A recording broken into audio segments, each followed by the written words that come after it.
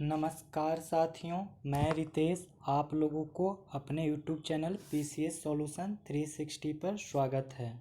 दोस्तों, आज मैं आप लोग को परफेक्शन आईएएस का सेट्स प्रैक्टिस संख्या 10 करवाने जा रहा हूं। इसमें ज्योग्राफी के क्वेश्चंस होंगे। ज़्यादातर ज्योग्राफी को टोटल दो सेट में कवर किया गया है, सेट 10 और सेट 11 में। इसमें वर्ल्ड ज्योग्राफी के सारे प्रश्न देखने को मिलेंगे। और ये कौन सा टेस्ट नंबर है? 10। तो आइए हम लोग क्वेश्चन को शुरू करते हैं। इससे पहले ऑलरेडी सेट 9 तक प्रैक्टिस कराया जा चुका है, जो हमारे प्लेलिस्ट में है। आगे बढ़ते हैं फर्स्ट क्वेश्चन के साथ मोह असंभवता डैश और डैश के बीच पाई जाती है। किसके बीच पाई जाती है? तो भूपर्पटी और परवार के बीच में। किसके बीच में? तो भूपर्पटी और परवार के बीच में। देखिए, क्रस्ट और मेंटल, परवार को क्या कहते हैं? मेंटल। क्रस्ट को भूपर्पटी, तो मेंटल को कहते हैं मेंटल। मेंटल को कहा जाता है प्रावार और भूपर्पटी को क्रस्ट। तो मोह असंबद्धता किनके बीच में होती है? तो भूपर्पटी और मेंटल। निम्नलिखित में से कौन सा सियाल चट्टानों के बारे में सही है? हमें सही कथन बताने कह रहा है सियाल के बारे में। तो सिलिका समुद्र समृद्ध चट्टानों के लिए प्रयोग किए जाने वाला शब्द है। सिलिका समृद्ध चट्टानों के लिए प्रयोग किया जाने वाला शब्द है सियाल। सियाल आपको पता होगा कि जिसमें SI और प्लस अल्युमिनियम होते हैं। अल्युमिनियम तो एल हो गया, सियाल का मतलब सिलिका।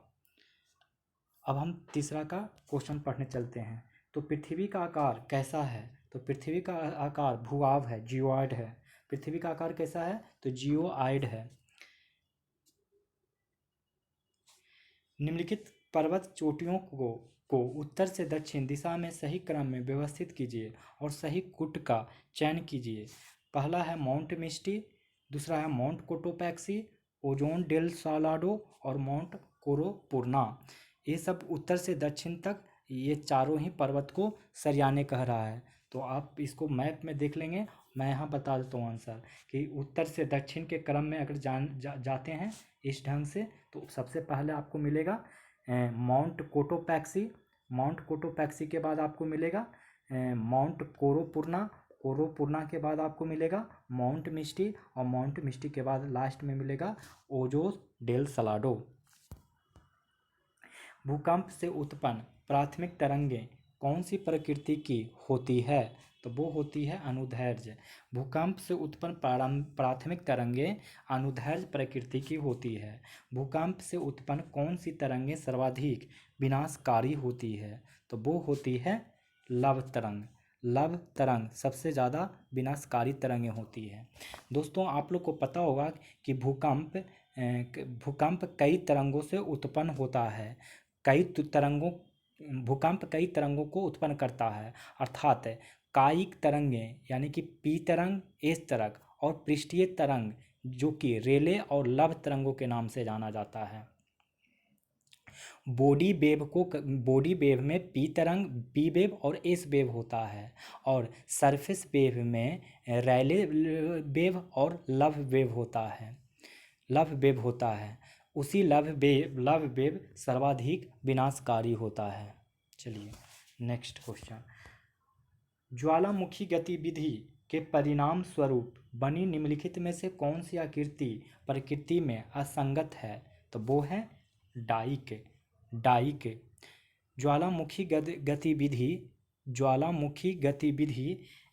के परिणाम स्वरूप बनी निम्नलिखित में से कौन सी आकृति प्रकृति में असंगत है? तो डाइक।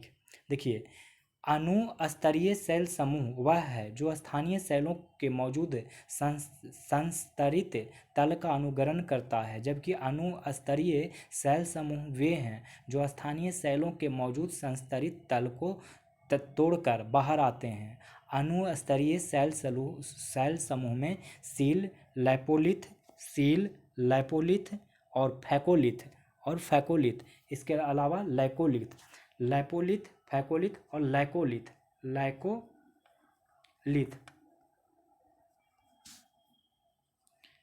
ये सारे के सारे जो हैं अणु स्तरीय सेल समूह हैं, जिसका मतलब होता है कॉनकोरडेंट फॉर्मेशन, कॉनकोरडेंट फॉर्मेशन, और कॉनकोरडेंट फॉर्मेशन में डाइक, बैथोलिथ और प्लग या स्पाइन आता है। टेफ्रा बनता है किस चीज़ से? तो ऑप्शन ई। देखिए टेफ्रा क्या क्या चीज़ से बनता है। टेफ्रा बनता है लावा से, धूल से, राख से और सिंडर से। लावा से, राख से और सिंडर से, धूल से टेफ्रा बनता है।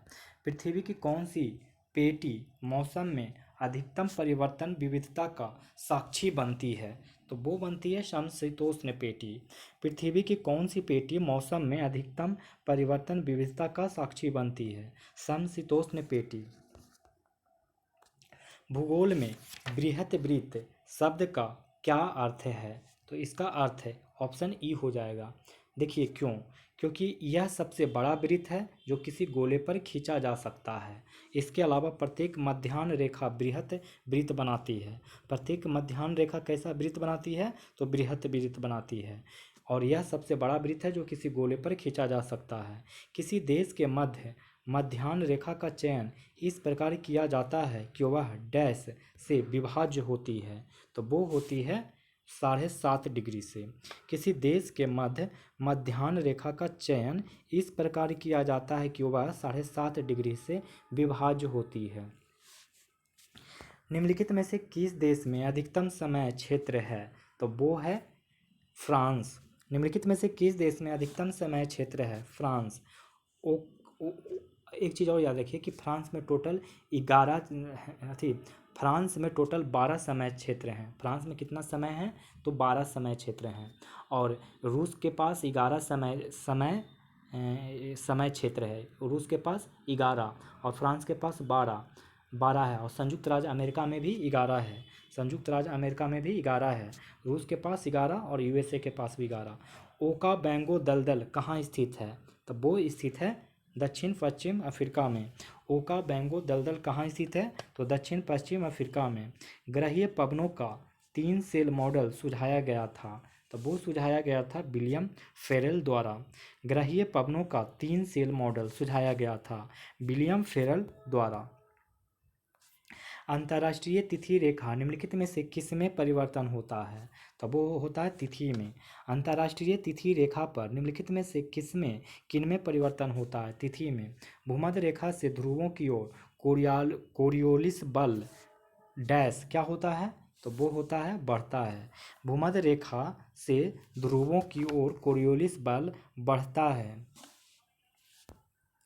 अंतर उष्णकटिबंधीय अभिसरण क्षेत्र ITCZ के बारे में निम्नलिखित में से कौन सा कथन सही नहीं है? मतलब गलत कथन को बारे में पूछ रहा है। तो गलत कथन क्या हो जाएगा? तो बी और सी गलत कथन होगा। देखिए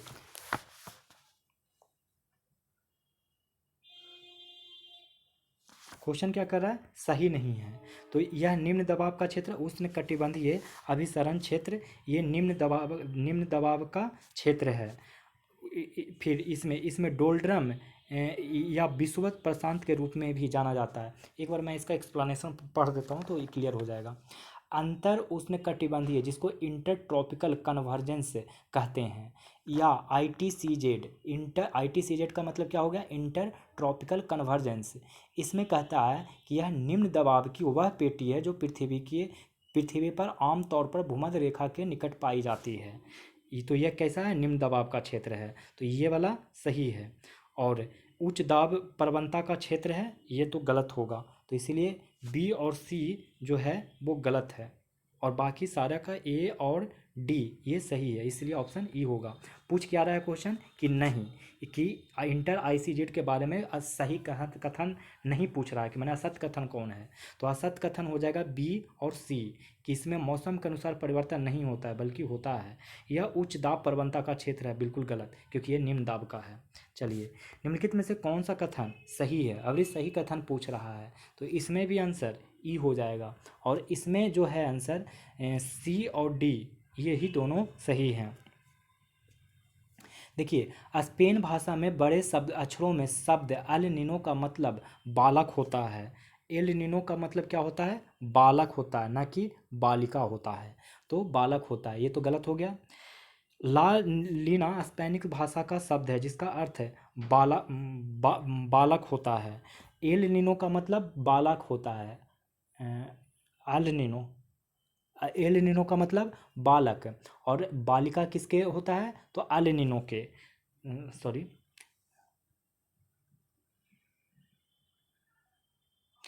ला नीना का मतलब बालक नहीं बल्कि बालिका होती है। बालिका, बालिका।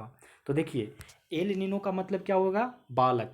ला नीनो का मतलब क्या होगा? बालिका, बालिका। ला नीना बालिका, एल नीनो या अल नीनो बालक। एल नीनो के दौरान मध्य और पूर्वी भूमध्य सागरीय प्रशांत महासागर में सतह का जल असमान रूप से गर्म हो जाता है, ये सही है। ला नीना के परिणाम स्वरूप भूमध्य रेखीय प्रशांत महासागर में सतह का जल ठंडा हो जाता है। प्रशांत तटीय दक्षिण अमेरिका में शुष्क स्थिति होती है, और उत्तरी ऑस्ट्रेलिया और दक्षिणी पूर्व एशिया में बहुत अधिक आर्द्र स्थिति होती है। एक बार फिर से मैं पढ़ के सुना देता हूँ, आप याद रखिएगा। सबसे पहले देखिए, एल नीनो, एल नीनो और ला नीनो ये दोनों का दोनों ही स्पेनिश भाषा है। एल नीनो का मतलब बालक से है, एल नीनो का मतलब बालक से है, और लाल नीनो का मतलब बालिका से है, और लाल नीना का मतलब बालिका से है।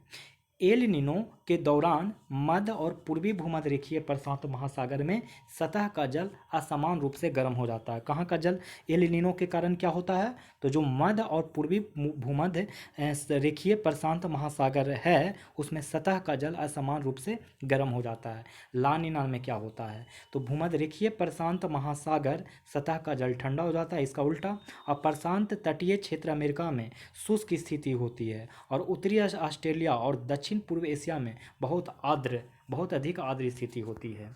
ठीक है ना। अब 19 नंबर, दक्षिण दोलक सूचकांक SOI द्वारा दिया जाता है। वो दिया जाता है ताहित में वायुमंडल दबाव, डार्विन में वायुमंडलीय दबाव। दक्षिण दोलन सूचकांक SOI द्वारा दिया जाता है ताहिती में वायुमंडलीय दबाव, डार्विन में वायुमंडलीय दबाव। इसका अंग्रेजी में देख लीजिए, atmospheric pressure at Tahiti, atmospheric pressure at ड्रोइन Darwin sorry, atmospheric pressure at Tahiti और एटमॉस्फेरिक प्रेशर एट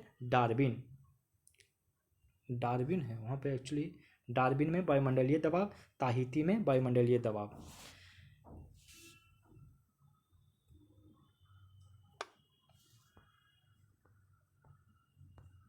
अब देखते हैं 20 नंबर क्वेश्चन। 20 नंबर का रहा है कि निम्नलिखित कथनों पर विचार कर जलवायु प्रकार पहचान कीजिए। तो इसका आंसर क्या हो जाएगा? भूमध्य सागरीय। क्यों? देखिए, इस तरीका का अगर कंडीशन वाला कोई जलवायु पूछे तो बताइएगा भूमध्य सागरीय जलवायु, जिसमें पहला कंडीशन है कि इसे चपराल के नाम से भी जाना जाता है। किस नाम से जाना जाता है? चपराल के नाम से भी। यहाँ गर्मियाँ शुष्क और सर्दियाँ मृदु एवं आर्द्र होती है। गर्मियाँ कैसा होता है? शुष्क, और सर्दियाँ मृदु एवं आर्द्र होती है। यह क्षेत्र पश्चिम पवनों के प्रभावाधीन पाया जाता है। यह क्षेत्र पश्चिम पवनों के प्रभावाधीन पाया जाता है, तो वैसा भूमध्य सागरीय जलवायु कहलाएगा। निम्नलिखित में से कौन सा युग में सुमेलित है? सुमेलित कथन को पूछ रहा है, तो ये माजिद हिंद महासागर में, ये जायर है और इधर स्थान है। तो माजिद किधर है? हिंद महासागर में, हिंद महासागर में। देखिए, एक चीज़ जान लिए, वृत्ताकार गति को ही जायर कहते हैं।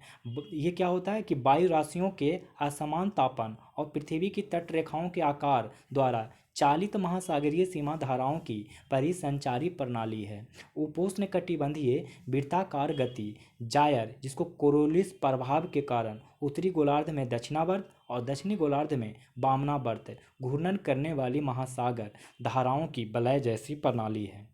उत्तरी प्रशांत उपोष्ण कटिबंध जायर में टर्टल जायर कहा जाता है, और दक्षिणी प्रशांत उपोष्ण कटिबंधीय जायर में हेयरडल जायर कहा जाता है। उत्तर अटलांटिक उपोष्ण जायर को कोलंबस जायर, और दक्षिण अटलांटिक उपोष्ण जायर को नेविगेटर जायर, और हिंद महासागर उपोष्णीय जायर को क्या कहा जाता है? माजिद कहा जाता है। तो कोलंबस किसको कहा जाता है? उत्तर अटलांटिक महासागर को, उत्तरी अटलांटिक उपोष्ण महासागर को। और टर्टल किसे कहा जाता है? उत्तर प्रशांत उपोष्ण को, उत्तर प्रशांत उपोष्ण को। फिर नेविगेटर किसको कहा जाता है? तो वो कहा जाता है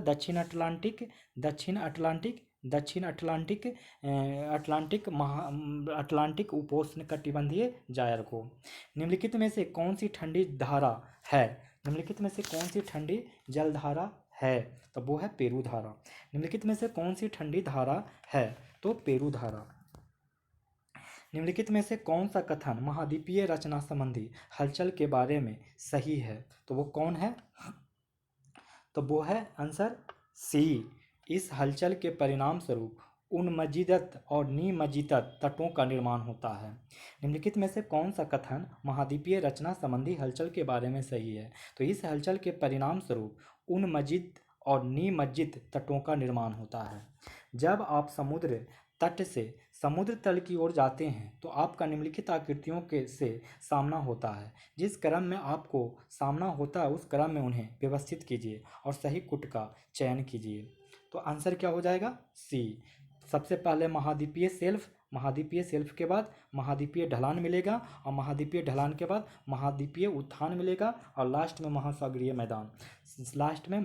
मैदान। मतलब कुछ यूं इस प्रकार का होता है। शुरू में क्या मिलेगा? महाद्वीपीय ढलान मिलेगा, फिर शुरू में महाद्वीपीय शेल्फ मिलेगा, महाद्वीपीय शेल्फ के बाद क्या मिलेगा? महाद्वीपीय ढलान मिलेगा, फिर महाद्वीपीय उत्थान मिलेगा, और फिर महासागरीय मैदान। पारवार को मैंने बताया था मेंटल और बाह्य कोर का घनत्व क्रमशः कितना होता है? तो ये होता है 5.5 ग्राम सेंटीमीटर मेंटल का, 5.5 ग्राम पर सेंटीमीटर क्यूब होता है मेंटल का घनत्व, और 10 ग्राम पर सेंटीमीटर क्यूब होता है बाह्य कोर का घनत्व। बाह्य कोर का घनत्व कितना होता है? तो 10 ग्राम पर सेंटीमीटर क्यूब। अब देखना है 26। निम्नलिखित में से कौन सा कथन समान सुनामी की विशेषता नहीं है? निम्नलिखित में से कौन सा कथन समान सुनामी की विशेषता नहीं है? तो इसका तरंग दैर्घ्य खुले समुद्र में 1 किलोमीटर से कम और तटीय क्षेत्रों में 100 किलोमीटर से अधिक होती है। निम्नलिखित में से कौन सा कथन समान सुनामी की विशेषता नहीं है? तो इसकी तरंग दैर्घ्य खुले समुद्र में 1 किलोमीटर से कम और तटीय क्षेत्रों में 100 किलोमीटर से अधिक होती है। ये कथन गलत है। बाकी सही है कि सुनामी की विशेषता कौन कौन है? तो इसमें अपार ऊर्जा होती है, खुले समुद्र में इसकी ऊंचाई 1 मीटर से कम होती है, इसकी तीव्रता भूकंप द्वारा विमोचित ऊर्जा पर निर्भर करती है, रिक्टर पैमाने पर भूकंप ए की तीव्रता 5 है और भूकंप बी की तीव्रता 3 है, अतः बी से ए है क्या है? तो वो है 100 गुना अधिक तीव्र है। रिक्टर पैमाने पर भूकंप ए की तीव्रता 5 है और भूकंप बी की तीव्रता 3 है, अतः बी से ए 100 गुना अधिक है।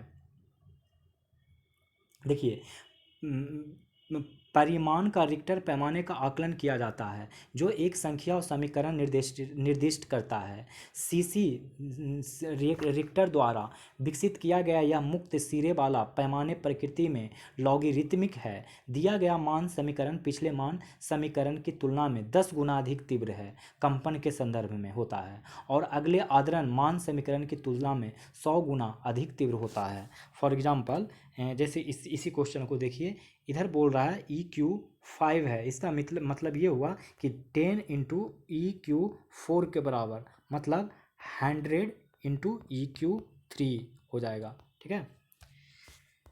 भूकंप द्वारा उत्पन्न तरंगों के मामले में प्राथमिक तरंग की छाया क्षेत्र की द्वितीय तरंग की छाया क्षेत्र डैश होता है, तो वो होता है अपेक्षाकृत छोटा होता है। भूकंप द्वारा उत्पन्न तरंगों के मामले में प्राथमिक तरंग की छाया क्षेत्र से द्वितीयक तरंग का छाया क्षेत्र अपेक्षाकृत छोटा होता है। निम्नलिखित ज्वालामुखी आकृतियों को उनके निर्माण के क्रम में कालानुक्रमिक क्रम में व्यवस्थित कीजिए और सही कूट का चयन कीजिए। तो इसका आंसर क्या हो जाएगा? 1 3 2, 1 3 2, मतलब पहले शंकु और उसके बाद बिबिर के बाद ज्वालामुखी कुंड, बिबिर के बाद ज्वालामुखी कुंड। जापान के निम्नलिखित द्वीपों को उत्तर से दक्षिण दिशा में सही क्रम में व्यवस्थित कीजिए और सही कूट का चयन कीजिए। तो इसका सही क्या हो जाएगा? 1 2 3 4। पहले होक्काइडो और फिर होन्शु होन्शु और फिर शिकोकू और फिर क्यूशो क्यूशो क्यूशू। जापान के निम्नलिखित द्वीपों को उत्तर से दक्षिण दिशा में सही क्रम में व्यवस्थित कीजिए। तो पहले होक्काइडो, फिर होन्शु, फिर शिकोकू, फिर क्यूशू। निम्नलिखित युग्मों का सही सुमेलित कीजिए और सही कूट का चयन कीजिए। तो इसका आंसर ए हो जाएगा। हरिकेन को यूएसए में कहा जाता है, उसी प्रकार से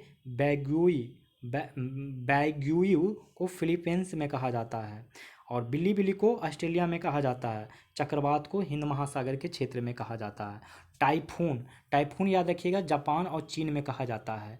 टाइफून कहाँ कहा जाता है? जापान और चीन में। हरिकेन को कहाँ कहा जाता है? यूएसए में।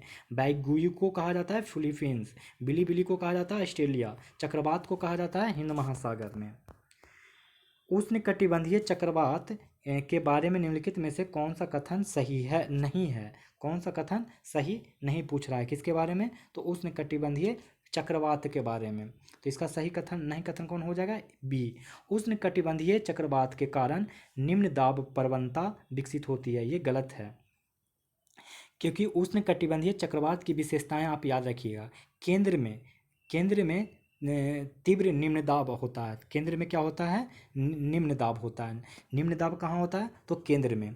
प्रबल दाब या प्रबलता पीजीएफ होता है। इसका आमतौर पर वृत्ताकार समदाब होता है। ठीक है, केंद्र में तीव्र निम्न दाब होता है, पहला सही है। और वह आमतौर पर गोलाकार समदाब रेखाओं द्वारा दर्शाया जाता है, माने इस तरीके से दर्शाया जाता है। और इसके साथ कपासी वर्षा मेघ वर्षा बरसते हैं।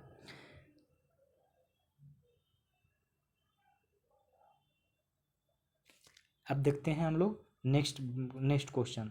माने इसमें तरित झंझा की सर्पिला व्यवस्था होती है।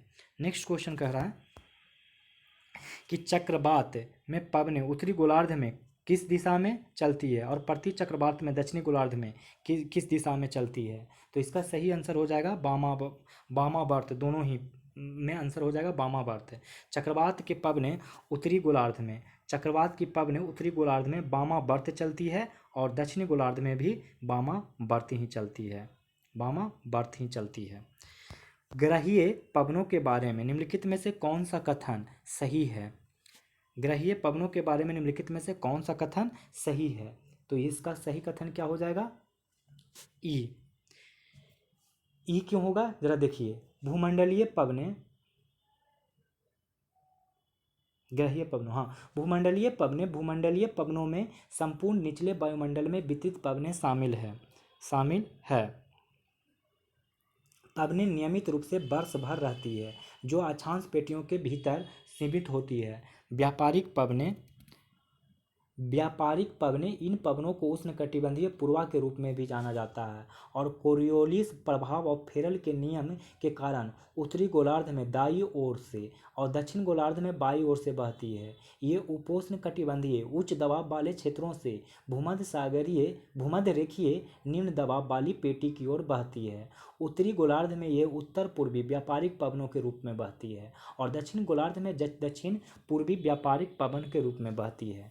पश्चिम हवाएं उपोष्णकटिबंधीय उच्च दबाव पेटियों से ध्रुवीय निम्न दाब पेटियों की ओर बहने वाली हवाएं हैं। सन्मार्गी पवनें पूर्व दिशा में बहती है। ध्रुवीय पूर्वी पवन पूर्व से पश्चिम दिशा में बहती है। पछुआ पवनें उपोष्णकटिबंधीय उच्च दाब पेटी से उप ध्रुवीय निम्न दबाव पेटी की ओर बहती है। हैडली सेल पछुआ पवनों द्वारा निर्मित सेल का प्रतिनिधित्व करता है।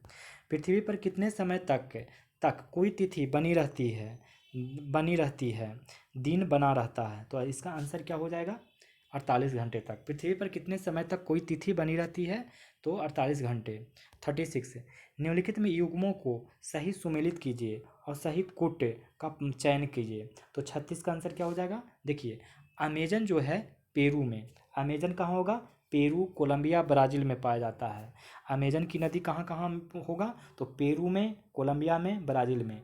नील की नदी मिस्र, सूडान, सूडान, दक्षिण सूडान, इथोपिया, युगांडा, कांगो। मिस्र, सूडान, दक्षिण सूडान, इथोपिया, युगांडा, कांगो। और केन्या जाता है तंजानिया, रवांडा और बुरुंडी होकर। कौन सा नदी, सॉरी एक सेकेंड, ये जो नील नदी है इसमें बहुत सारे कंट्री आते हैं, एक बार कंट्री देख लीजिए। मिस्र, सूडान, दक्षिण Sudan, Ethiopia, Uganda, Congo, Kenya, Tanzania, Rwanda, Burundi. Tanzania, Rwanda, Burundi, Kenya, Congo, Uganda, Ethiopia, दक्षिण सूडान, सूडान, मिस्र। यांगत्जे नदी चीन की है। यांगत्जे नदी कहाँ की है? चीन की। और यूक्रेन की, सॉरी, यूकोन नदी कनाडा की है। यूकोन नदी कनाडा की है। 37 नंबर, फिर से कूट है और उसको पहचान करने कह रहा है 37 में। एक तरफ चूना पत्थर क्षेत्र है, दूसरा तरफ देश है, तो इसमें क्या हो जाएगा? 37 का ए आंसर हो जाएगा। पेनाइंस ब्रिटेन में, और युकाटन प्रायद्वीप मैक्सिको में, और कॉकपिट देश कहा जाता है जमैका को, और काजेस कहा जाता है फ्रांस को। काजेस फ्रांस को कहा जाता है, कॉकपिट देश जमैका को, युकाटन मैक्सिको को, पेनाइंस कहा जाता है ब्रिटेन को। निम्नलिखित युग्मों में सही, फिर से हम लोग को भू आकृति है और दूसरे तरफ अभिकर्ता है, इसका सही मिलान करने कह रहा है, तो इसका मिलान भी ए हो जाएगा। लोएस मिलेगा पवन निक्षेपित से, लोएस बनता है पवन निक्षेपित से। और तंबोला बनता है तरंग निक्षेपित से, तंबोला बनता है तरंग निक्षेपित से। विसर्पित रोधिका बनता है नदी निक्षेपित से, विसर्पी रोधिका नदी निक्षेपित से। हिमोड़ बनता है हिम नदी निक्षेपित से, हिमोड़ बनेगा हिम नदी निक्षेपित से। निम्नलिखित में से कौन सा देश हॉर्न ऑफ अफ्रीका के अंतर्गत आते हैं? तो वो हैं जिबूती, इथोपिया, सोमालिया। निम्नलिखित में से कौन से देश हॉर्न ऑफ अफ्रीका के अंतर्गत आते हैं? Djibouti, Ethiopia, Somalia. 40 number question, निम्नलिखित द्वीप समूहों को उत्तर से दक्षिण दिशा में सही क्रम में व्यवस्थित कीजिए और सही कुट का चयन कीजिए। द्वीप समूह कह रहा है, उत्तर से दक्षिण मिलान करने कह रहा है, तो इसका आंसर सी होगा। इसको आप मानचित्र में देखेंगे, पहले एल्सुएन द्वीप समूह उत्तर में होगा, इसके बाद कुरिल द्वीप समूह आएगा, इसके बाद नंबर जापानी द्वीप समूह का आता है, फिर नंबर आता है फिलीपींस का, और फिर चिली द्वीप समूह का। यही उत्तर से दक्षिण तक मिलान है। आप इसको एक बार मैप में देखेंगे तो आपको याद आ जाएगा, याद हो जाएगा, मतलब इसमें हम कुछ समझा नहीं सकते हैं ज़्यादा। निम्नलिखित में से कौन सा कथन स्थानीय पवनों के बारे में सही नहीं है? तो इसका जो आंसर हो जाएगा वो हो जाएगा सी, जोंडा यूरोप में बहती है। जोंडा जो है यूरोप में नहीं बहती है बल्कि अर्जेंटीना में। जोंडा कहाँ बहती है? अर्जेंटीना में।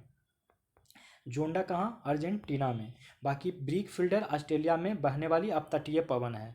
ब्रीक फील्डर कहाँ का है? तो ऑस्ट्रेलिया में। कैसा पवन है? तो अपतटीय। सऊदी अरब में बहने वाली को सिमोन, और भारत में लू के समान है। सऊदी अरब में बहने वाली सिमोन ही भारत में लू कहा जाता है। और सिरुको भूमध्य सागर से इटली की ओर बहने वाली तटवर्ती पवन है।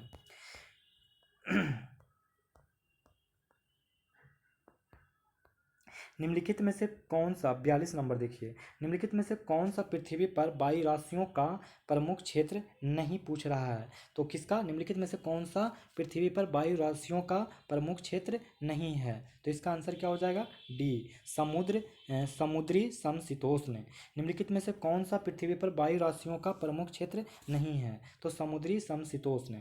महाद्वीपीय, ध्रुवीय, समुद्री उष्णकटिबंधीय, समुद्री ध्रुवीय। महाद्वीपीय, ध्रुवीय, समुद्री ध्रुवीय और समुद्री उष्णकटिबंधीय। शीत वाताग्र के बारे में निम्नलिखित में से कौन सा कथन सही है?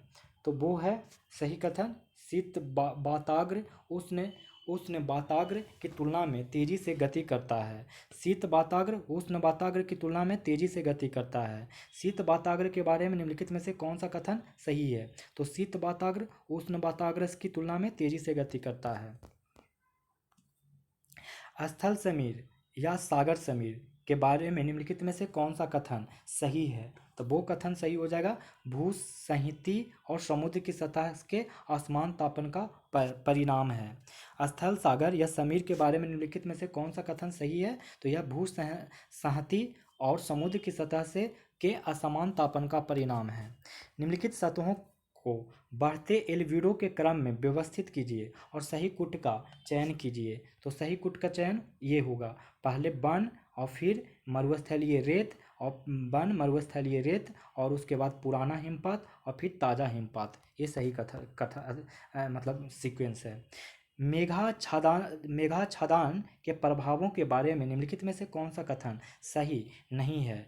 मेघाच्छादन के प्रभावों के बारे में निम्नलिखित में से कौन सा कथन सही नहीं है? तो ये जो सही कथन नहीं है वो है मेघाच्छादित रात्रि में तापमान व्युत्क्रम होता है। ये गलत है, क्योंकि देखिए मेघाच्छादित रात्रि में बादल लंबी तरंगदैर्घ्य वाली ऊष्मा तरंगों को पलायन नहीं करने देते हैं, और इस तरह पृथ्वी की सतह पर्याप्त रूप से कभी इतनी ठंडी नहीं होती कि जिसमें भूमि पर वायु की वाष्प का संघनन संभव हो। फलस्वरूप मेघाच्छादित रात्रि में ओस का निर्माण नहीं होता है। बाकी यह लंबी तरंगदैर्घ्य वाली विकिरण के बाहर नहीं जाने देता है, सही है। यह हरित गृह प्रभाव पैदा करता है, ये तो और भी सही है। मेघाच्छादित दिन ठंडे होते हैं और मेघाच्छादित रातें गर्म होती है। अब दिन ठंडे इसलिए होंगे क्योंकि जिस तरीके से पृथ्वी पर से ऊष्मा को मतलब विकिरण को बाहर नहीं जाने देते हैं अंतरिक्ष में, उसी प्रकार से सूर्य के किरणों को धरती पे नहीं आने देते हैं, तो पृथ्वी ठंड रहता है दिन के समय में। देखिए, अब निम्नलिखित युग्मों को सही सुमेलित कीजिए। तो सही सुमेलित करने जाइएगा तो आंसर हो जाएगा ए। तो बोस्फोरस जलडमरू किसके किसके बीच में है? तो भूमध्य सागर और अटलांटिक महासागर के बीच में। बोस्फोरस जलडमरू किसके बीच में है? तो भूमध्य सागर और अटलांटिक महासागर के बीच में। बोर्निफोसियो जलडमरू किसके बीच में है? तो ग्रीनलैंड और आइसलैंड के बीच में। बोर्निफोसो जलडमरू किसके बीच में है? ग्रीनलैंड और आइसलैंड के बीच में। डेनमार्क किसके बीच में है? तो मरमरा सागर और काला सागर के बीच में। डेनमार्क किसके बीच में है? तो मरमरा सागर और काला सागर के बीच में। जिब्राल्टर की खाड़ी किसके बीच में है? तो फ्रांस और इटली यानी कोर्सिका और सार्डिनिया के बीच में। कोर्सिका और सार्डिनिया के बीच में। निम्नलिखित में से कौन सा देश लाल सागर के किनारे स्थित है? तो वो है यमन, सूडान, इरिट्रिया। निम्नलिखित में से कौन सा देश लाल सागर के किनारे स्थित है? Yemen, Sudan, Eritrea. कैस्पियन सागर के पड़ोसी देश हैं, तो वो कौन कौन हैं? रूस हैं। कैस्पियन सागर के पड़ोसी देश कौन से हैं? तो रूस हैं। देखिए, कैस्पियन सागर के सीमावर्ती देश कौन से हैं? तो अजरबैजान है, ईरान है, कजाकिस्तान है, रूस है और तुर्कमेनिस्तान है।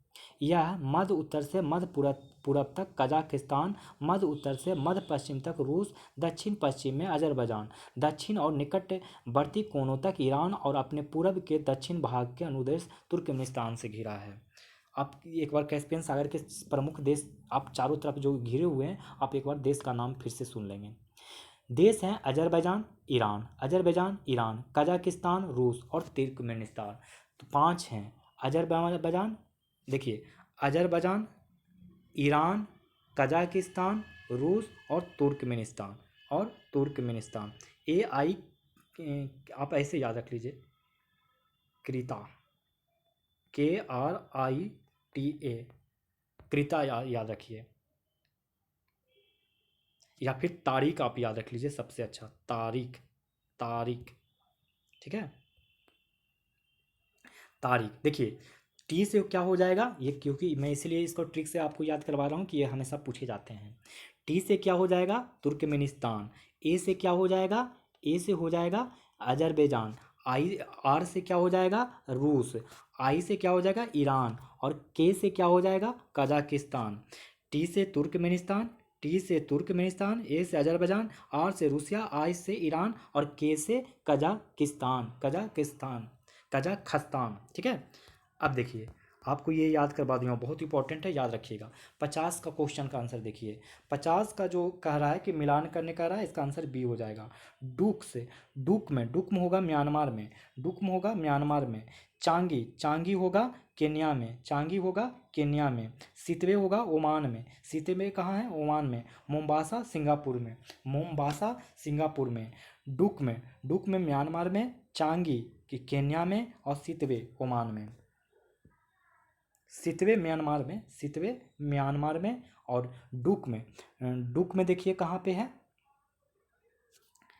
डुक में है, अरे गलत कहाँ है, ठहर जाइए एक सेकंड।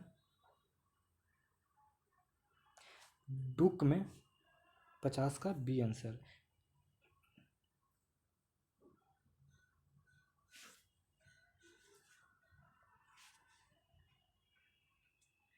देखिए डुक में होना चाहिए ओमान में, डुक में कहाँ होगा, ओमान में।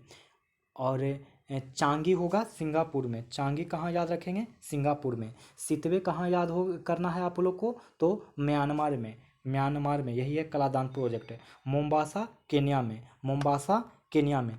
सुनिए इसका आंसर जो बी है था, मैंने गलत बता दिया था क्योंकि इसका ऑप्शन में ही गलत दिया हुआ है।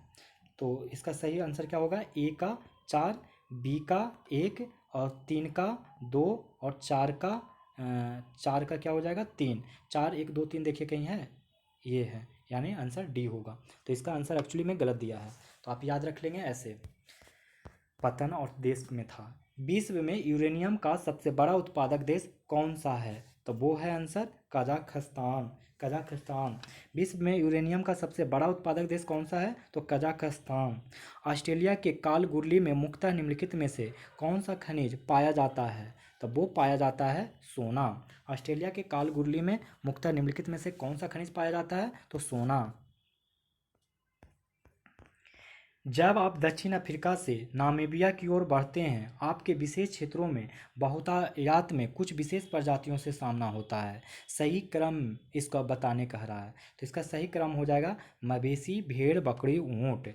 जब आप दक्षिण अफ्रीका से नामीबिया की ओर बढ़ते हैं, आपका विशेष क्षेत्रों में बहुतायात में कुछ विशेष प्रजातियों से सामना होता है। सही क्रम में क्या है, तो मवेशी, भेड़, बकरी, ऊँट। नीति निर्माण, अनुसंधान और प्रशासन किस गतिविधि के अंतर्गत आते हैं, तो वो आते हैं पंच संख्यक गतिविधि के। नीति निर्माण, अनुसंधान और प्रशासन किस गतिविधि के अंतर्गत आते हैं, पंच संख्यक गतिविधि के। निम्नलिखित में से कौन सा देश चांदी का सबसे बड़ा उत्पादक है, तो वो है मैक्सिको। निम्नलिखित में से कौन सा देश चांदी का सबसे बड़ा उत्पादक है, मैक्सिको। निम्नलिखित में से किस महाद्वीप से तीनों प्रमुख अक्षांश गुजरते हैं, तो वो गुजरते हैं अफ्रीका। निम्नलिखित में से किस महाद्वीप से तीनों प्रमुख अक्षांश गुजरते हैं, अफ्रीका। निम्नलिखित में से कौन सा दिन और रात की लंबाई में परिवर्तन का प्राथमिक कारण है, तो वो कारण है पृथ्वी के घूर्णन अक्ष का झुकाव। निम्नलिखित में से कौन सा दिन और रात की लंबाई में परिवर्तन का प्राथमिक कारण है, तो पृथ्वी के घूर्णन अक्ष का झुकाव। निम्नलिखित में से कौन सी पर्वत श्रृंखला श्रृंखला एशिया को यूरोप से अलग करती है, यूराल। निम्नलिखित में से कौन सी पर्वत श्रृंखला एशिया को यूरोप से अलग करती है, यूराल।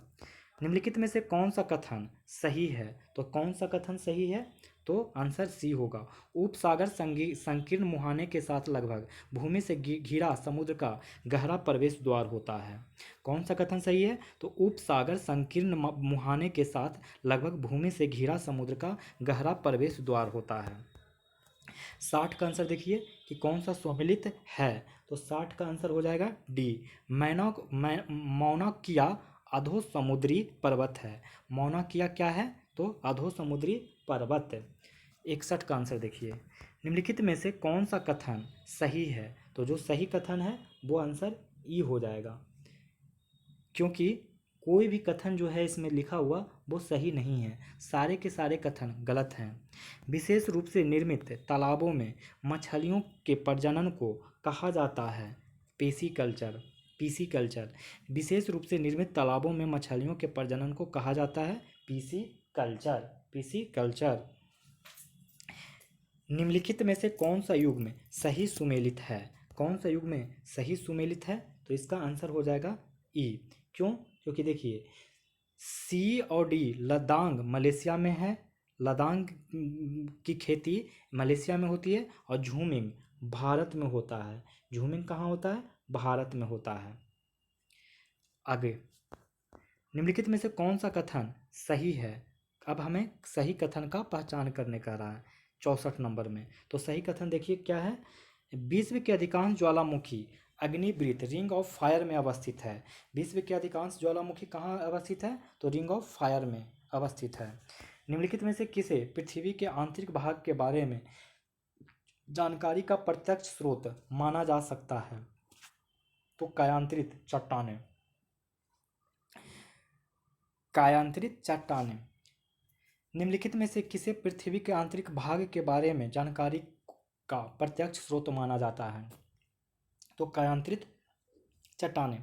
महासागरीय धाराओं का वेग और दिशा प्रभावित नहीं होता है, तो स्थानीय पवनों से। महासागरीय धाराओं का वेग और दिशा प्रभावित नहीं होता है स्थानीय पवनों से। निम्नलिखित में से कौन सी प्रक्रियाएं पटल विरूपण का द्योतक है? तो वो द्योतक है ऑप्शन ई। देखिए, पदार्थ और तापमान के अंतर क्रिया से पृथ्वी को परपट्टी के अंदर इन बलों या गतियों की उत्पत्ति होती है। पृथ्वी पर संचलन मुख्य रूप से दो प्रकार की होती है, एक पटली विरूपण और आकस्मिक संचलन।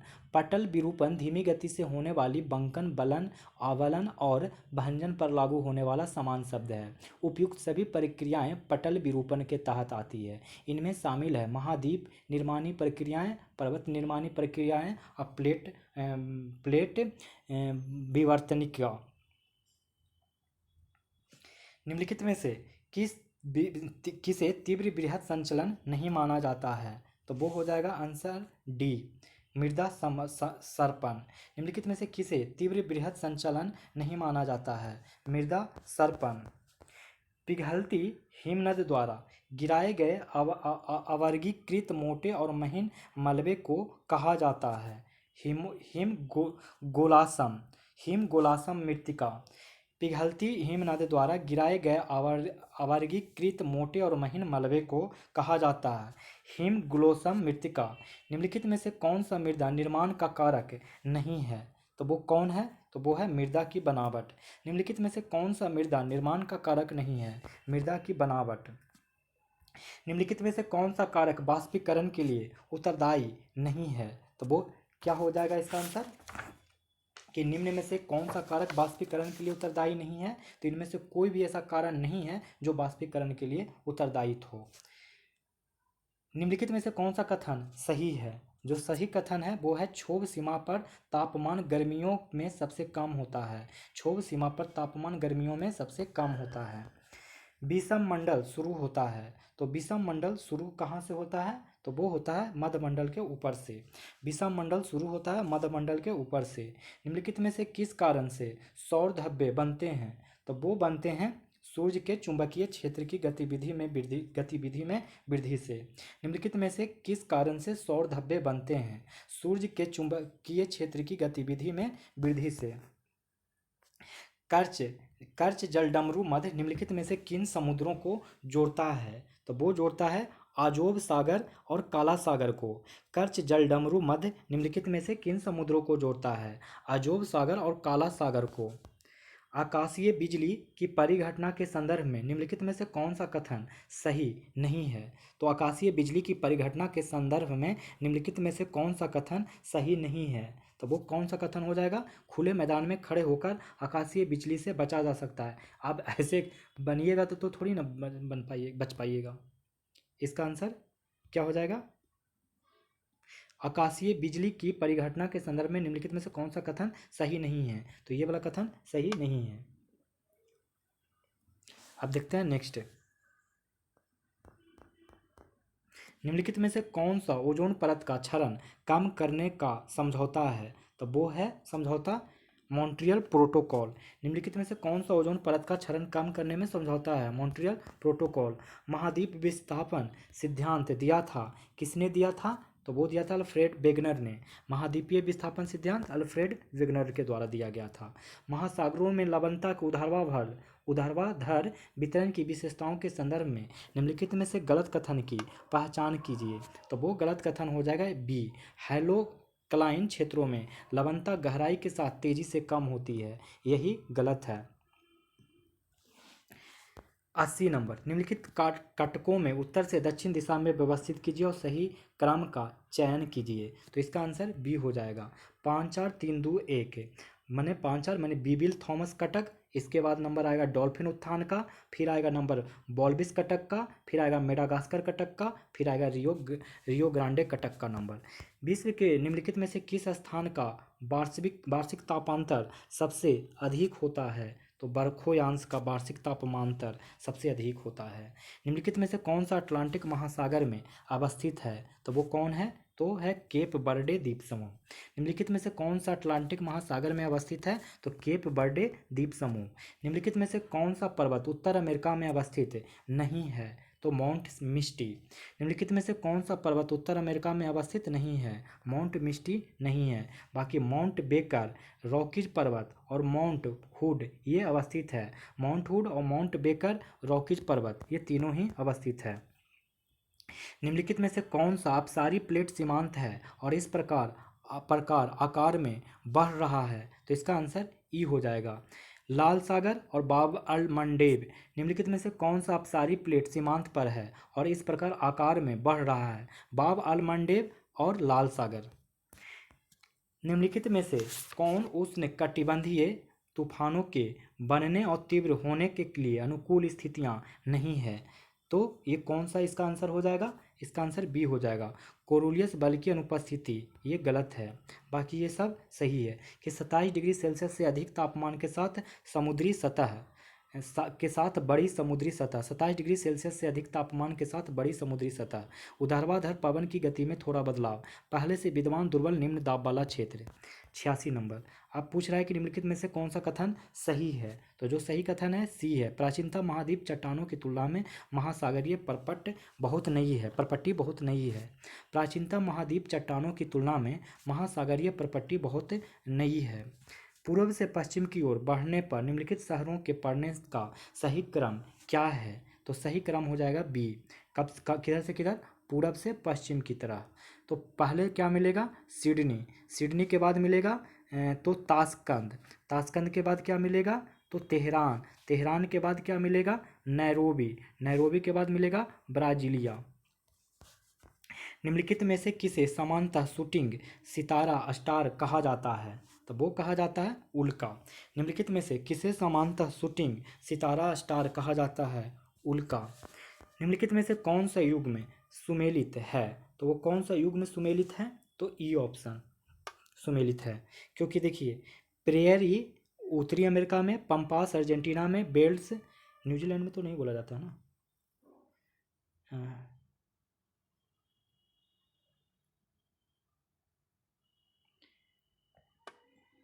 स्टेपी कहाँ है? तो यूरेशिया में। स्टेपी कहाँ है? यूरेशिया में।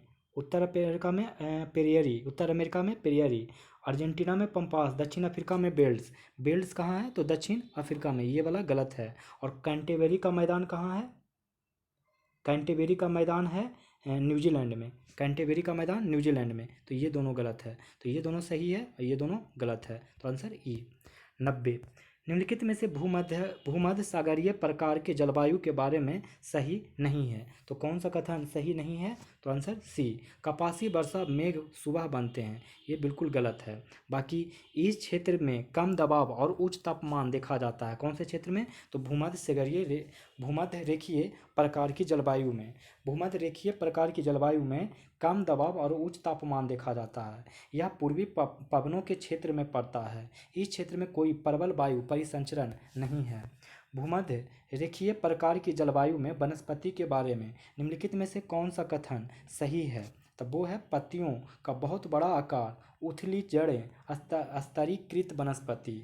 पत्तियों का बहुत बड़ा आकार, उथली जड़ें, स्तरीकृत वनस्पतियाँ। हरमट्टन पवन, जिसे डॉक्टर बीड के नाम से भी जाना जाता है, बहती है। वो बहती है गिनी तट पर। हरमट्टन पवन, जिसे डॉक्टर्स बीड के नाम से भी जाना जाता है, बहती है गिनी तट पर। निम्नलिखित में से किस तिथि को दोनों गोलार्धों में दिन और रात बराबर होते हैं? तो वो होते हैं 23 दिसंबर को। निम्नलिखित में से किस तिथि के दोनों गोलार्ध में दिन और रात बराबर होते हैं? 23 सितंबर को। निम्नलिखित में से कौन सा युग में सही सुमेलित नहीं है? तो वो हो जाएगा आंसर सी, 17वां समानांतर दक्षिण चीन और उत्तरी चीन। ये गलत है, ये तो कुछ है ही नहीं ऐसा। जो 17वां होगा वो होगा वियतनाम के उत्तर और दक्षिण वियतनाम को अलग करती है। उत्तरी वियतनाम और दक्षिणी वियतनाम 17वां समानांतर है। और 38वां उत्तर कोरिया और दक्षिण कोरिया। 49वां समानांतर संयुक्त राज्य अमेरिका और कनाडा। 31वीं समानांतर इराक और ईरान के बीच सीमा। 31वीं समानांतर क्या है? तो इराक और ईरान के बीच सीमा। चलिए अब हम लोग बढ़ते हैं आगे। निम्नलिखित में से किस मिट्टी के बड़े कणों का अनुपात अधिक है, तो वो है रेतीली मिट्टी। निम्नलिखित में से किस मिट्टी में बड़े कणों का अनुपात अधिक है? रेतीली मिट्टी। निम्नलिखित में से कौन सा दोहरा भू अवध देश है? तो वो है उज्बेकिस्तान। निम्नलिखित में से कौन सा दोहरा भू अवध देश है? उज्बेकिस्तान। 96 हो गया। अब 97, निश्चित अवधि में वर्षा के समान मात्रा दर्शाने वाली समान रेखा को कहा जाता है? क्या कहा जाता है? समवृष्टि रेखा। निश्चित अवधि में वर्षा की समान मात्रा दर्शाने वाली समान रेखा को कहा जाता है समवृष्टि रेखा। निम्नलिखित में से कौन सा द्वीप सबसे बड़ा है? तो ये तो बहुत ही आसान क्वेश्चन है, न्यू गिनी। न्यू गिनी, क्योंकि न्यू गिनी से बड़ा है ग्रीनलैंड, लेकिन ग्रीनलैंड ऑप्शंस में नहीं दिया है। आप कुछ याद रखिए, सबसे बड़ा ग्रीनलैंड, ग्रीनलैंड के बाद न्यू गिनी, के बाद बोर्नियो, बोर्नियो के बाद मेडागास्कर, के बाद सुमात्रा के बाद होंसू, होंसू के बाद विक्टोरिया द्वीप। आप ये याद रखिएगा, Greenland, New Guinea, Borneo, Madagascar, Sumatra, Honshu और विक्टोरिया द्वीप। निम्नलिखित में से कौन सा युग में सही सुमेलित है? ये पूछ रहा है। तो ब्लैक फॉरेस्ट जर्मनी में ये सही सुमेलित है। ब्लैक फॉरेस्ट कहाँ है? जर्मनी में। अब देखिए 100 का आंसर मिलान करने का रहा है, इसका आंसर बी हो जाएगा। साल जो है वो उष्णकटिबंधीय मानसून वन है। साल कौन से वनस्पति का वन है, वृक्ष है? तो उष्णकटिबंधीय मानसून वन का। सिनकोना भूमध्य रेखीय प्रकार की जलवायु का। सिनकोना भूमध्य रेखीय प्रकार की जलवायु का। रासबेरी भूमध्य सागरीय जलवायु का वनस्पति है। काई किसका है? तो टुंड्रा प्रदेश का। सॉल उष्णकटिबंधीय मानसूनी वन है। सिनकोना भूमध्य रेखीय प्रकार की जलवायु का है। रासबेरी भूमध्य सागरीय है और काई टुंड्रा है। निम्नलिखित कथनों पर विचार कीजिए और वनस्पति की पहचान कीजिए। तो इसका आंसर सी हो जाएगा, उष्णकटिबंधीय सवाना। ये जो आप 3 शर्तें देख रहे हैं ये पाए जाएंगे उष्णकटिबंधीय सवाना में। बिखरे हुए वृक्ष और झाड़ियों के साथ घास भूमि का बड़ा विस्तार। बिखरे हुए वृक्ष और झाड़ियों के साथ घास भूमि का बड़ा विस्तार उष्णकटिबंधीय वर्षा वन और उष्णकटिबंधीय स्टेपी और मरुस्थल के बीच पड़ता है। सपाट शीर्ष वाले वृक्ष। निम्नलिखित देशों का क्षेत्रफल की दृष्टि से अवरोही क्रम में सही क्रम क्या है? तो इसका आंसर बी हो जाएगा, Brazil, Australia, Bharat, Argentina. Brazil, Australia, Bharat और अर्जेंटीना। नेक्स्ट क्वेश्चन, निम्नलिखित में से कौन सी जनजाति समूह नीलगिरी में प्रमुखता से पाया जाता है? तो वो पाया जाता है टोडा जनजाति। निम्नलिखित में से कौन सी जनजाति समूह नीलगिरी में प्रमुखता से पाया जाता है? तो टोडा जनजाति। शीतकालीन धूम कोहरा के मुख्य अवयव हैं, तो वो कौन से हैं? तो वो हो जाएंगे आंसर में ई, क्योंकि ये सारे के सारे ही हैं। धूम कोहरा एक प्रकार का द्वितीय वायु प्रदूषक है। इस तरह का दिखाई देने वाला वायु प्रदूषण नाइट्रोजन ऑक्साइड और हाइड्रोकार्बन, सल्फर डाइऑक्साइड और हाइड्रोकार्बन, ओजोन धुआं और धूलकण, ये सारे हैं। तो आंसर ऑप्शन ई हो जाएगा। निम्नलिखित युग्मों में सही सुमेलित का सही चयन करने कह रहा है, तो इसका आंसर सी हो जाएगा। और सी का मतलब कौन? देखिए, हीरा जो है पाया जाता है किम्बरेले में। किम्बरेले कहाँ है? तो साउथ अफ्रीका में है। हीरा कहाँ पाया जाता है? तो किम्बरेले में। काटंगा प्रांत कहाँ पे पाया जाता है? तो इसका ये पाया जाता है तांबा। इस यहाँ पे काटंगा प्रांत में सबसे ज़्यादा तांबा पाया जाता है। तांबा सबसे ज़्यादा काटंगा प्रांत में। और डीआरसी में काटंगा प्रांत है, डीआरसी में। यूक्रेन में किरबोई रॉग है। कहाँ है? यूक्रेन में किरबोई रॉग। और यहाँ पे लौह अयस्क पाए जाते हैं। और करगंडा बेसिन में कोयला पाया जाता है। करगंडा बेसिन में क्या पाया जाता है? कोयला, जो कि कजाकिस्तान में है। 106 नंबर का क्वेश्चन। 106 कह रहा है कि नूबियन मरुस्थल कहाँ स्थित है? नूबियन मरुस्थल सूडान में स्थित है। फिर से 107 में मिलान करने कर रहा है, इसका आंसर बी हो जाएगा। सेमेरू इंडोनेशिया में है। सेमेरू ज्वालामुखी इंडोनेशिया में है। कोटोपैक्सी इक्वाडोर में है। एटना ज्वालामुखी इटली में है। किलिमंजारो तंजानिया में है। निम्नलिखित में से कौन सा युग्म सही नहीं है? तो वो सही नहीं है तमरई, ब्राज़ील में, ये सही नहीं है। तमरई कहाँ नहीं है? तो ब्राज़ील में, ये सही नहीं है। क्योंकि तमरई थाईलैंड में है। कहाँ है? थाईलैंड में है। तमरई थाईलैंड में है। बाकी लदांग इंडोनेशिया में, लदांग इंडोनेशिया में, रे वियतनाम में, मिल्पा मैक्सिको में, मिल्पा मैक्सिको में, तमरई थाईलैंड में। निम्नलिखित में से कौन सा शीतोष्ण मरुस्थल है? तो निम्न में से कौन सा शीतोष्ण मरुस्थल है? तो 109 का क्या आंसर हो जाएगा? डी, पेंटागोनिया मरुस्थल। निम्नलिखित में से कौन सा शीतोष्ण मरुस्थल है? पेंटागोनिया मरुस्थल। निम्नलिखित में से कौन सा युग्म सुमेलित नहीं है? कौन सा युग्म सुमेलित नहीं है? तो सी, इंसेलबर्ग हिमनद से नहीं बनता है। इंसेलबर्ग हिमनद से नहीं बनता है।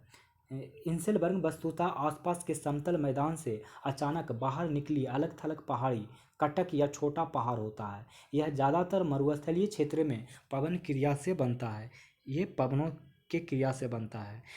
कैनियड खड्ड ये नदी है। कैनियन खड्ड नदी है। ज्यूगन पवन से, हिमोर मोरैन हिमनद से, हिमोड़ या मोरैन हिमनद से। बिलजार्ड और दक्षिणी बस्टर उदाहरण हैं। किसके उदाहरण हैं?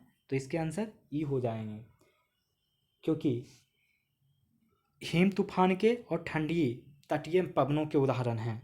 बिलजार्ड और दक्षिण बस्टर किसके उदाहरण हैं? तो हिम तूफान के और ठंडी तटीय पवनों के उदाहरण हैं।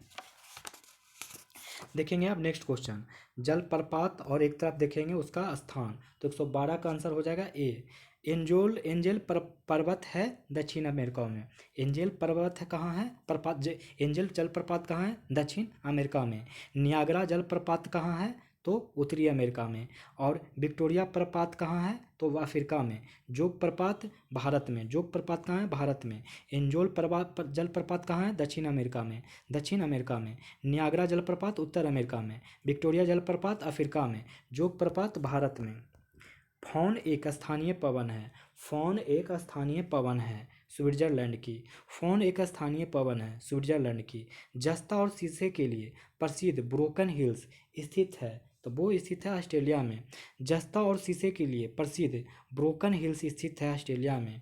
डेट्रॉयट क्षेत्र स्थित है यूएसए में। डेट्रॉयट क्षेत्र स्थित है यूएसए में। सिंचाई की कनात प्रणाली विकसित हुई थी। तो वो हुई थी ईरान में। सिंचाई की कनात प्रणाली विकसित हुई थी ईरान में। 117 का आंसर देखिए, चीनी प्रकार की जलवायु के संदर्भ में निम्नलिखित में से कौन सा कथन सही नहीं पूछ रहा है? तो यह मुख्यतः व्यापारिक पवन के प्रभावाधीन होता है, यही कथन गलत है। बाकी अक्षांश भूमध्यसागरीय प्रकार की जलवायु के समान है, सही है। ग्रीष्म ऋतु आर्द्र और शीत ऋतु शुष्क होती है, ये भी सही है। इसे ओवन प्रकार की जलवायु भी कहा जाता है, ये भी सही है। निम्नलिखित में से क्वेश्चन देखिए, नेक्स्ट कह रहा है कि निम्नलिखित में से कौन हिमनदीय भू आकृतियाँ हैं? तो वो है नुनाटक, सर्ग और एस्कर। निम्नलिखित में से कौन हिमनदीय भू आकृतियाँ हैं? नुनाटक, सर्ग और एस्कर। निम्नलिखित कालों को कालानुक्रमिक क्रम में व्यवस्थित कीजिए। सर्वप्रथम पहले और सही कूट का चयन कीजिए। तो एक इसका ए आंसर हो जाएगा। सबसे पहले ईओसीन और उसके बाद मायोसीन और उसके बाद प्लायोसीन के बाद प्लीस्टोसीन और उसके बाद होलोसीन। 120 निम्नलिखित में से किस महाकल्प में डायनासोर विलुप्त हो गए थे? तो वो हो गए थे कब, कौन से काल में डायनासोर विलुप्त हो गए थे? तो मेसोजोइक काल में। मेसोजोइक काल में डायनासोर क्या हो गए थे? विलुप्त हो गए थे। अब देखते हैं नेक्स्ट, निम्नलिखित में से किसकी अवधि सबसे लंबी होती है? तो वो होती है इयोन की। निम्नलिखित में से किसकी अवधि सबसे लंबी होती है? तो इयोन की। किस प्रकार की ज्वालामुखी विस्फोट के कारण दक्कन उद्भेदन ट्रैप का निर्माण हुआ है? तो वो हुआ है सील्ड। किस प्रकार की ज्वालामुखी विस्फोट के कारण दक्कन उद्भेदन यानी ट्रैप का निर्माण हुआ था? सील्ड। प्लूटोनिक चट्टाने से आप क्या समझते हैं? तब वो समझते हैं प्रपटी में ठंडी होने वाली से। प्लूटोनिक चट्टानों से आप क्या समझते हैं? तो भूप्रपट्टी में ठंडी होने वाली। नाजका प्लेट कहाँ स्थित है? नाजका प्लेट कहाँ स्थित है? तो दक्षिण अमेरिका और प्रशांत प्लेट के बीच। नाजका प्लेट कहाँ स्थित है? तो दक्षिण अमेरिका और प्रशांत प्लेट के बीच। निम्नलिखित में से कौन सी संरचनात्मक प्लेट सीमाएं हैं? तो वो हैं सैन एंड्रियास भ्रंश। निम्नलिखित में से कौन सी संरचनात्मक प्लेट सीमाएं हैं? तो वो हैं सैन एंड्रियास भ्रंश। आग्नेय चट्टानों के बारे में निम्नलिखित में से कौन सा कथन सही है? तो उसका कथन सही हो जाएगा ए और डी, यानी ऑप्शन ई। अचानक ठंडा होने के कारण आग्नेय चट्टान के बारे में देखिए, अचानक ठंडा होने के कारण परिणाम स्वरूप छोटे और चिकने रवे बनते हैं। आग्नेय चट्टानें पिघले हुए लावा से बनती है। निम्नलिखित में से कौन सी बहिर्जात प्रक्रिया नहीं है? तो वो कौन सी प्रक्रिया नहीं है? तो ज्वालामुखी विस्फोट बहिर्जात प्रक्रिया नहीं है, बाकी अपसल्कन, अपरदन और पंख प्रवाह है। तो ऑप्शन में सही आंसर हो जाएगा सी।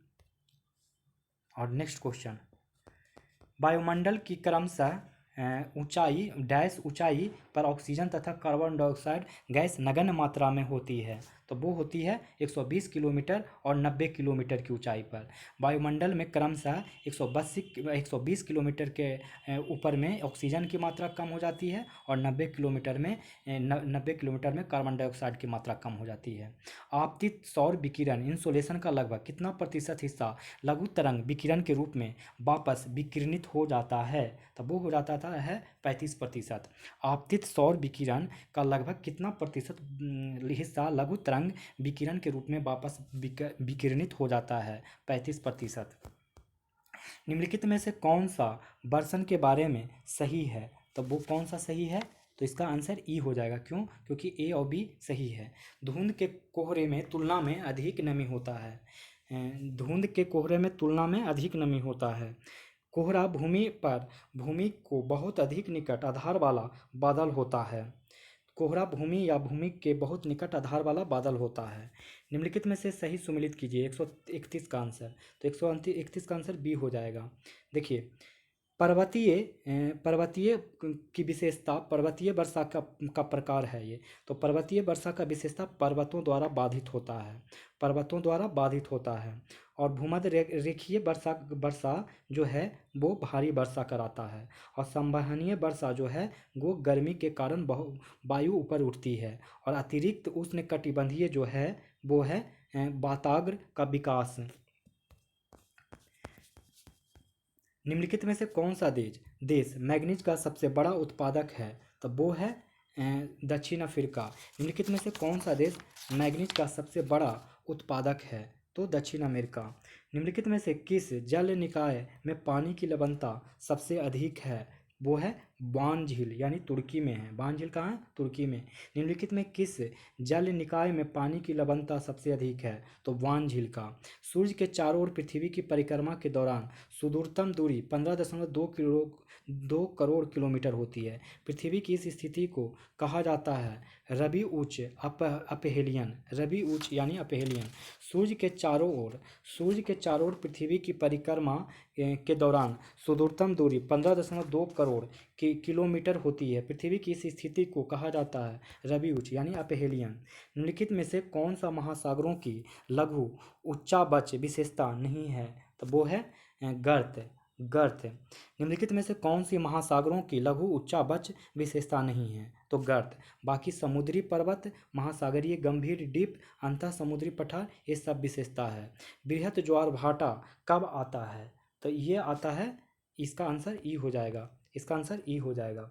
बाकी बी सी डी इसका सही है। बृहत ज्वार भाटा आता है सूर्य और चंद्रमा के सीधी रेखा होने पर, पूर्णिमा को, अमावस्या को। 137 निम्नलिखित में कौन सी ठंडी धाराएं हैं? तो 137 का आंसर भी ई हो जाएगा, क्योंकि इसका ए और बी दोनों ही ठंडी जलधारा है। निम्नलिखित में से कौन सी पारिस्थितिकी तंत्र का जैविक कारण है? तो इसका आंसर क्या हो जाएगा? डी, उपभोक्ता। निम्नलिखित में से कौन सा पारिस्थितिकी तंत्र का जैविक कारक है? उपभोक्ता। निम्नलिखित में से कौन सी जीवाणु विनाइट्रीकरण प्रक्रिया में शामिल होते हैं? तो वो होते हैं स्यूडोमोनास। निम्नलिखित में से कौन सा जीवाणु विनाइट्रीकरण प्रक्रिया में शामिल होता है? स्यूडोमोनास। निम्नलिखित में से कौन सा विश्व के पारिस्थितिकी हॉटस्पॉट नहीं है? तो विश्व का पारिस्थितिकी हॉटस्पॉट कौन नहीं है? तो वो हो जाएगा आंसर पश्चिमी हिमालय नहीं है। बाकी अटलांटिक वन ब्राज़ील में, पूर्वी मेडागास्कर में और उष्ण कटिबंधीय इंडीज निम्नलिखित में से कौन सा विश्व का पारिस्थितिकी हॉटस्पॉट नहीं है? तो पश्चिमी हिमालय नहीं है। जब आप पर्वत पर चढ़ते हैं तो आपका किस प्रकार की वनस्पति से सामना होता है? सही कुट का चयन कीजिए। तो सही कुट क्या हो जाएगा? ए आर्द्र पर्णपाती, फिर शीतोष्ण और फिर अल्पाइन और फिर टुंड्रा। आर्द्र पर्णपाती, इसके बाद शीतोष्ण, उसके बाद अल्पाइन, इसके बाद टुंड्रा। निम्नलिखित में से किस प्रकार की मृदा में नाइट्रोजन कम मात्रा में नहीं होता है? तो वो इसका आंसर क्या हो जाएगा? डी पीटियम और दलदली मृदा। निम्नलिखित में से किस प्रकार की मृदा में नाइट्रोजन कम मात्रा में नहीं होता है? तो पीटियम और दलदली मृदा में कम मात्रा में नहीं होता। बाकी लेटराइट मिट्टी, लाल मृदा, जलोढ़ मृदा में होता है। निम्नलिखित में से कौन सा देश बोर्नियो द्वीप साझा नहीं करता है? तो इसका आंसर क्या हो जाएगा? डी फिलीपींस बोर्नियो द्वीप साझा नहीं करता। बाकी इंडोनेशिया, ब्रुनेई, मलेशिया ये बोर्नियो द्वीप साझा करता है। अब देखिए 144 का आंसर, 144 का आंसर डी होने वाला है। डी 100 डी सेंट पालो नगर है और ये नदी। तो सेंट पॉल मिनियापोलिस कहाँ पे है? तो मिसिसिपी में है। सेंट पॉल मिनियापोलिस कहाँ पे है? तो मिसिसिपी में। खार्तूम, खार्तूम कहाँ है? नील नदी पे। बूडापेस्ट किसके नदी, कौन से नदी के किनारे है? डेन्यूब नदी। और नोम पेन है मेकांग नदी। नोम पेन है मेकांग नदी, बूडापेस्ट डेन्यूब नदी। अब फिर से देखिए 145 में मिलान करने के लिए आ गया है, तो इसका भी आंसर डी होने वाला है। कॉफ हॉर्न किससे मिलान होगा? तो चिली से। कॉफ हॉर्न केप हॉर्न चिली से। और केप कोमोरिन भारत से। केप कोमोरिन भारत से। केप ऑफ गुड होप दक्षिण अफ्रीका। Cape York Chile. Cape York Chile. 146 निम्नलिखित में से कौन सी झीलें केवल यूएसए में स्थित है? तो कौन सी झीलें केवल यूएसए में स्थित है? तो मिशिगन झील। ये पूरे कंप्लीट रूप से कहाँ स्थित हैं? तो मिशिगन झील में है। अब देखते हैं 147 नंबर का आंसर। कौन सी विशेषता पश्चिम की ओर उत्तर कोरिया और चीन को विभाजित करती है? तो यालू नदी। कौन सी विशेषता पश्चिम की ओर उत्तर कोरिया और चीन को विभाजित करती है? यालू नदी। निम्नलिखित में से कौन सा देश लेवंत का हिस्सा है? लेवंत का हिस्सा कौन है? तो सीरिया। सीरिया। अंग्रेजी में लेवंत शब्द 1497 में दिखाई देता है और इसका मूल रूप से अर्थ आशय पूर्व से या इटली के पूर्व भूमध्यसागरीय भूमि से था। यह फ्रांसीसी शब्द लेवंत उदय से उधार लिया गया है, जो पूरब में सूर्योदय या वह बिंदु जहाँ सूर्य उगता है को संदर्भित करता है। यह वाक्यांश अंततः लैटिन शब्द में लेमारे से लिया गया, जिसका अर्थ ऊपर उठाना, उत्थापन होता है। लेवंत क्षेत्र में लेबनान, सीरिया, इराक, फिलिस्तीन और जॉर्डन आते हैं। ठीक है। निम्नलिखित में से देशों का कौन सा समूह कर्क रेखा पर स्थित है? तो वो है भारत, ओमान, मिस्र, बांग्लादेश। निम्नलिखित में से देशों का कौन सा समूह कर्क रेखा पर स्थित है? तो भारत, ओमान, मिस्र और बांग्लादेश। देखिए कर्क रेखा पर से जो स्थित देश हैं आप याद कर लीजिए एक बार को अच्छे से। मैं बोलता हूँ, अल्जीरिया, नाइजर, लीबिया, मिस्र, सऊदी अरब, संयुक्त अरब अमीरात, अबू धाबी। संयुक्त अरब अमीरात जहाँ की कैपिटल अबू धाबी है। ओमान, भारत, बांग्लादेश, म्यांमार, चीन, ताइवान, मैक्सिको, बहामास, पश्चिमी सहारा इतना ही क्षेत्र। फिर मॉरिटानिया और माली। अब देखिए लास्ट सवाल, अंतर्राष्ट्रीय तिथि रेखा निम्नलिखित में से किस महासागर से गुजरती है? तो इसका आंसर ई हो जाएगा। क्यों? क्योंकि प्रशांत महासागर और आर्कटिक महासागर से अंतर्राष्ट्रीय तिथि रेखा गुजरती है। तो अंतर्राष्ट्रीय तिथि रेखा किस महासागर से गुजरती है? तो प्रशांत महासागर और आर्कटिक महासागर से। तो इस तरीके से दोस्तों मैंने आपको प्रैक्टिस सेट संख्या 10 भी करवा दिया, जिसमें ज्योग्राफी के प्रश्न थे, जिसमें वर्ल्ड ज्योग्राफी है। अब सेट संख्या 11 में इंडियन ज्योग्राफी होगा। तो तब तक के लिए वेट करें और आप लोग तब तक इतना रिवीजन करें। अगर आप लोग को ये वीडियो पसंद रहा हो तो लाइक करें और चैनल पर नए हों तो सब्सक्राइब करें और अपने चैनल को दोस्तों को भी शेयर करें। और आप लोग को छोड़े चलते हैं इस उम्मीद के साथ कि आप लोग अपना चरित्र इस प्रकार बनाएंगे कि आप महिलाएं आपके साथ होने से सुरक्षित महसूस करेगी।